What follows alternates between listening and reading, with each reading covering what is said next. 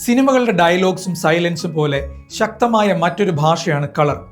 Colour എന്ന ഭാഷയിലൂടെ എന്നെ അതിശയിപ്പിച്ച കുറച്ച് സിനിമകളെ ഡീകോഡ് ചെയ്ത് അനലൈസ് ചെയ്യുകയാണ് ഈ സീരീസിലൂടെ.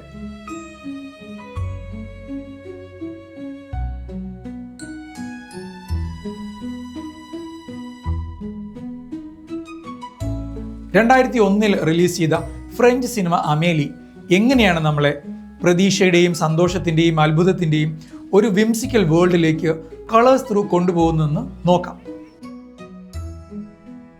ജോൺ പിയറെ ജോനറ്റ് ഡയറക്റ്റ് ചെയ്ത അമേലി നരേറ്റീവിൽ മാത്രമല്ല അതിൻ്റെ വിഷ്വൽ റെപ്രസെൻറ്റേഷനിലും വളരെ സ്ട്രോങ് ആണ്.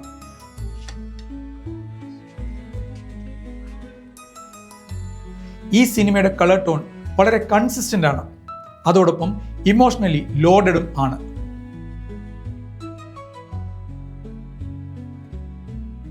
ഇതൊന്നും യാദൃശ്ചികമായി സംഭവിക്കുന്നതല്ല. ഫിലിം മേക്കേഴ്സിനും സിനിമാറ്റോഗ്രാഫേഴ്സിനും കളറിസ്റ്റുകൾക്കും എല്ലാം കൺട്രോൾഡ് വിഷ്വൽസ് എങ്ങനെ പെർസെപ്ഷൻ ഷേപ്പ് ചെയ്ത് ഒരു മാജിക്കൽ ഇന്റിമസി ക്രിയേറ്റ് ചെയ്യുന്നു എന്നതിൻ്റെ ഒരു കേസ് സ്റ്റഡിയാണ് അമേലി.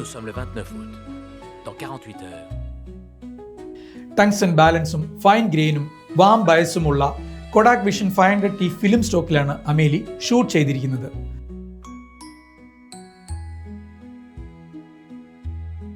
റെഡ്സും യെല്ലോസും എൻഹാൻസ് ചെയ്യുന്നതിനായി ഈ ഫിലിം സ്റ്റോക്ക് പെർഫെക്റ്റ് ആയതുകൊണ്ടാണ് ഇത് യൂസ് ചെയ്തത്.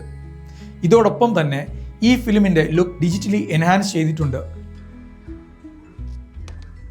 DI digital intermediate work flow start ചെയ്ത സമയത്ത് തന്നെ ആ ടെക്നോളജിയെ വളരെ നന്നായി ഉപയോഗിച്ച ഒരു സിനിമ കൂടിയാണ് അമേലി. വാംത്തുള്ള ബേസ് ഫിലിം സ്റ്റോക്കാണ് ഷൂട്ട് ചെയ്യാൻ അവർ ഉപയോഗിച്ചത്. ഫൈനൽ ഗ്രേഡ് കൂടിയായപ്പോൾ അതിനൊരു ഫാൻറ്റസി എഫക്റ്റ് കിട്ടി.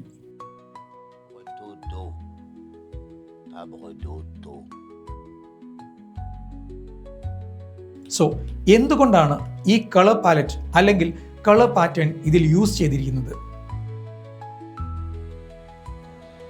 ഫെയറി ടെയിൽസിനും ചൈൽഡ്ഹുഡ് ബുക്സിനെയും ഓർമ്മിപ്പിക്കുന്ന വൈബ്രന്റ് റെഡ്സും ലഷ് ഗ്രീൻസും ഗോൾഡൻ യെല്ലോസും കമ്പൈൻഡ് ആയിട്ടുള്ള കളർ പാലറ്റാണ് അമേലിയിൽ ഉപയോഗിച്ചിരിക്കുന്നത്. ഇതിൻ്റെ റെഡ് പാഷൻ്റെയും ഇമാജിനേഷൻ്റെയും ഇമോഷണൽ അർജൻസിയുടെയും റെപ്രസെൻറ്റേഷനാണ്. ഗ്രീൻ കാംനെസ്സും ഫാൻറ്റസിയും അതുപോലെ നമ്മൾക്ക് പരിചിതമായ നാച്ചുറൽ ബോൾഡ്നെസ്സും ക്രിയേറ്റ് ചെയ്യുന്നു. യെല്ലോ കംഫർട്ടും വാംത്തും ഒപ്പം നൊസ്റ്റാൾജിയും ഇവോക്ക് ചെയ്യുന്നു. ഇത് ജസ്റ്റ് ഒരു ലുക്ക് മാത്രമല്ല, നമ്മൾ കാണുന്നത് ഇമോഷണൽ ടിൻഡഡ് ആയിട്ടുള്ള ഒരു സ്റ്റേറ്റ്മെന്റ് കൂടിയാണ്. ഈ സിനിമയിലെ ചില കീ മൊമെന്റ്സിനെ ബ്രേക്ക് ഡൗൺ ചെയ്യാം. അമേലി കിടക്കയിൽ ഇരിക്കുമ്പോഴുള്ള ഷോട്ട്, റെഡ് ഡ്രസ്, ലാമ്പിന്റെ ഗ്ലോ, അതേപോലെ റെഡ് ബോൾസും. ഇതൊരു സിമെട്രിക്കൽ കമ്പോസിഷനാണ്. എല്ലായിടത്തും റെഡ്സ്, ഡ്രസ്, ലാംപ്സ്, ലിപ്സ്, ബാക്കി എല്ലാ കളേഴ്സും മ്യൂട്ടഡ് ആണ്. കളർ ഐസൊലേഷൻ പെട്ടെന്ന് തന്നെ ഇമോഷണൽ ഫോക്കസ് ക്രിയേറ്റ് ചെയ്യും.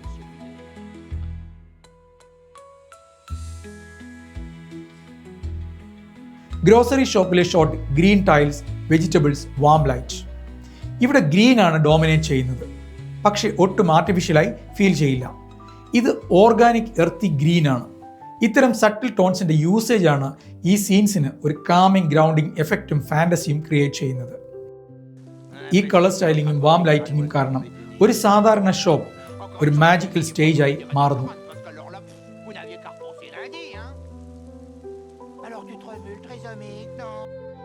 Cafe scenes.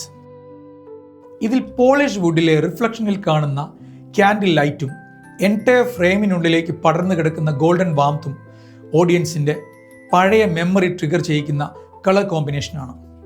ഷാഡോ ശ്രദ്ധിച്ചാൽ കാണാൻ സാധിക്കും, ഒരിക്കലും ഡീപ്പ് ബ്ലാക്ക് അല്ല, സ്ലൈറ്റ്ലി ലിഫ്റ്റഡ് ആണ്. ഇത് ഫ്രെയിംസിന് കൂടുതൽ ലൈവ് ഫീൽ ആഡ് ചെയ്യും. ഇത് മിഡ്സ് ഡ്രിവൺ ഗ്രേഡിൻ്റെ ക്ലാസിക് എക്സാമ്പിൾ ആണ്.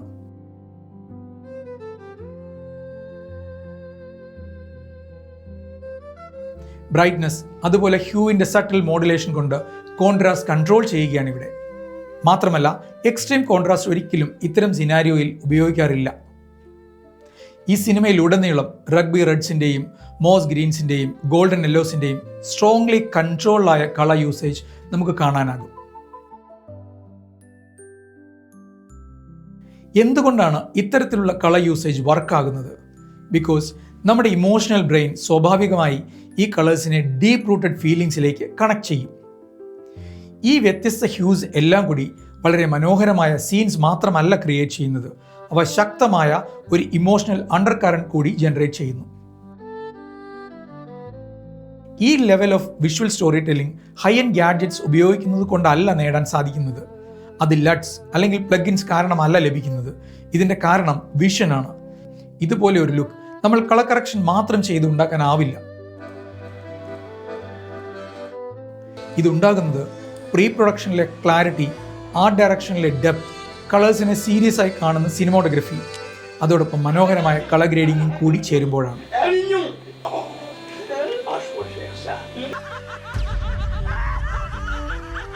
നല്ല കളർ ഗ്രേഡ് ഒരിക്കലും ആഫ്റ്റർ തോട്ട് അല്ല. അതാണ് final brush stroke, last touch of emotion. അതിന് മീനിങ്ങും വെയിറ്റുമുണ്ട്. ഫിലിം മേക്കേഴ്സിനും കളറിസ്റ്റിനും ഞാൻ റെക്കമെൻഡ് ചെയ്യുന്ന ഒരു ഹാബിറ്റ് ഉണ്ട്. സിനിമ വെറുതെ കണ്ടുപോകരുത്. ഫിലിംസ് കാണുമ്പോൾ അതിൻ്റെ കളേഴ്സ് കൂടി റീഡ് ചെയ്യണം. വാക്കുകളിലൂടെ അല്ലാതെ എന്തെല്ലാം ആ സിനിമയിൽ സംസാരിക്കുന്നുണ്ടെന്ന് ശ്രദ്ധിക്കണം. ഇങ്ങനെ ചെയ്യുമ്പോൾ നമ്മൾക്ക് മുന്നിൽ സിനിമയുടെ ഒരു പുതിയ ലോകം അൺഫോൾഡ് ആകും.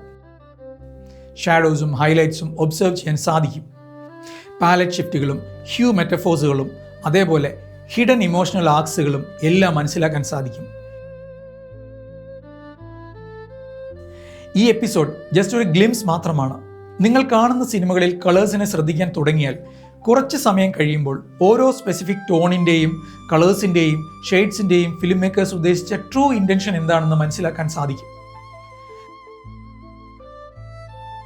നിങ്ങൾ കാണുന്ന സിനിമകളിലെ കളർ വേറൊരു ആംഗിളിൽ കാണാൻ ഈ എപ്പിസോഡ് ഹെൽപ്പ് ചെയ്തിട്ടുണ്ടെങ്കിൽ please share it with your friends. Thanks for watching. Happy grading.